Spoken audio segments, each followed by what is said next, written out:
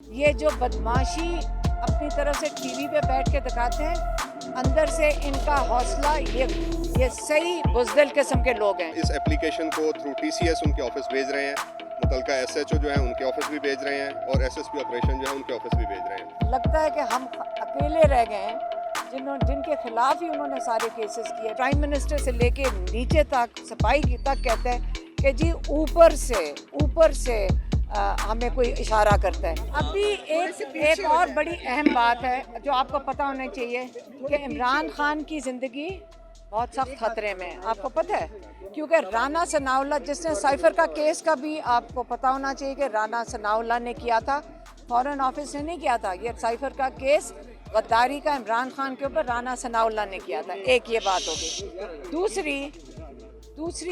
दूसरी बात ये अब जान की धमकियां दे रहे हैं, चाहे मरियम औरंगजेब होगी चाहे राना सनाउल्लाह।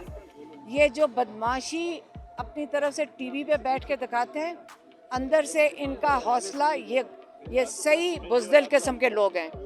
इनके ऊपर हमने एफआईआर दर्ज कर रही है हमारी फैमिली, और मेरी बहन नौरीन न्याजी इसको ये एफआईआर डालना चाह रही थी इस्लामाबाद में।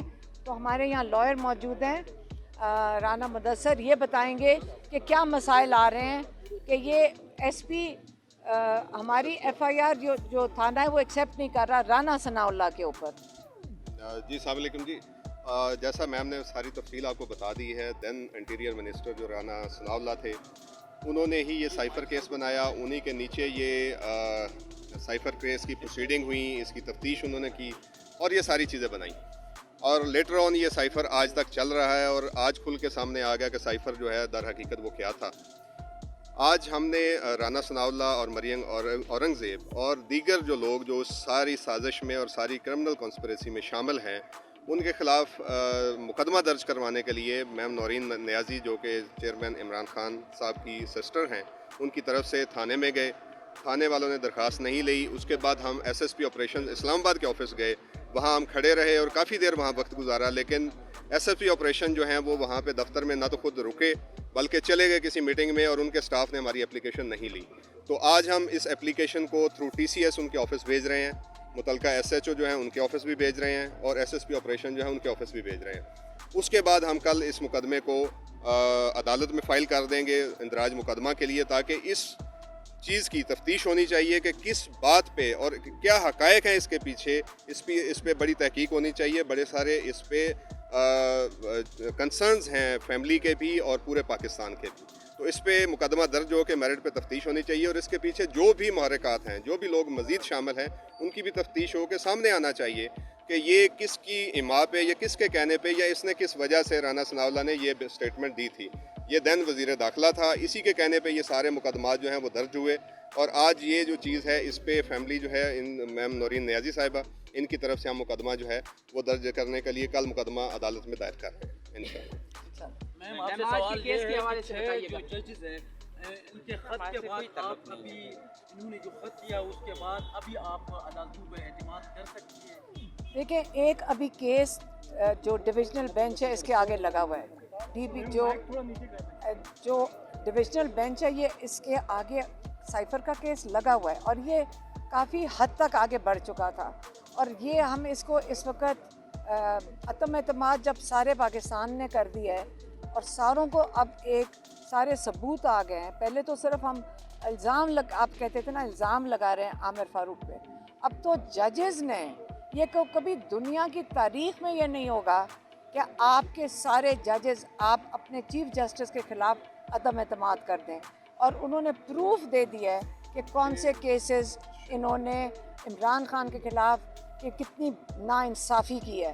अब ऐसे जज जब बेंच पे बैठते हैं तो उनकी तो हिम्मत है कि उसके बावजूद अदम एतमाद के बावजूद वो अकेले वहाँ बैठे हैं, लेकिन लगता है कि हम अकेले रह गए हैं जिनके ख़िलाफ़ ही उन्होंने सारे केसेस किए इमरान खान के ख़िलाफ़। हम अकेले ही रह गए जिनका केस अब इनके सामने है। कौन चाहेगा कि इनके सामने केस पेश करे, और हमने आज डिमांड कर दी है जस्टिस आमिर फारूक से कि बाकी जो सारे इमरान खान के केस ये ज़बरदस्ती सुनते हैं, इसी वक्त फ़ौरन सारे केसेस और जजेस को हैंड ओवर कर दें, उनके हवाले कर दें और साइफर के बाद कोई केस आमिर फारूक को नहीं सुनना चाहिए। धमाका खेज खत के बाद किसको इस्तीफा दे देना चाहिए? क्या? जो जजेस है उन्होंने काजी फायजी साहब पे भी एतमाद नहीं किया है, तो क्या करें? देखें, ये सारे पाकिस्तान के लिए बहुत खुशाइन चीज़ है कि कोई इंसाफ के लिए खड़ा हुआ है। हाँ हाँ, लेकिन ये बहुत खुशाइन चीज़ है पाकिस्तानियों के लिए। बाकी किसको क्या करना चाहिए, ये जो इन्होंने कदम उठा लिया, इंशाल्लाह हम उम्मीद रखते हैं कि पाकिस्तान के बाकी सारे ईमानदार जजेस इनके साथ खड़े होंगे, सारे ईमानदार लॉयर्स इनके साथ खड़े होंगे। अगर आज इनके साथ नहीं खड़े होंगे, पाकिस्तानी इनके साथ ज़रूर खड़े हैं, लेकिन हमें लॉयर्स लीड करेंगे। हम इनके पीछे लॉयर्स के, जजेस के साथ इंशाल्लाह, ईमानदार जजेस के साथ इंशाल्लाह साथ खड़े होंगे। बात की जाए तो हमेशा अदालत में तारीख पे तारीख, वो एक मूवी में एक डायलॉग भी था, तारीख पे तारीख। तो कब तक ये तारीख पे तारीख चलता रहेगा? कोई बात नहीं, हम मायूस नहीं है। एक सेकेंड, हम मायूस नहीं है।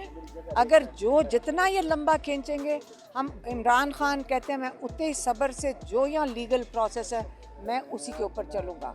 तो वो अगर सब्र से बैठें, इनका ख्याल था कि इमरान खान 2 दिन में हिम्मत हार के कहेगा मुझे 200 मेरे केसेस कल ख़त्म करो और मैं इस वक्त जेल से बाहर आ जाऊँ। उसने कहा नहीं, आपने मेरे ऊपर ये केसेस किए हैं, मैं पूरा लीगल प्रोसेस इस्तेमाल करके मैं इनको ख़त्म करवाऊँगा।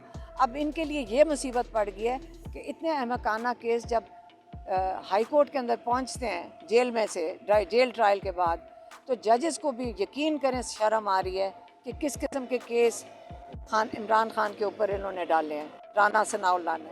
Thank you.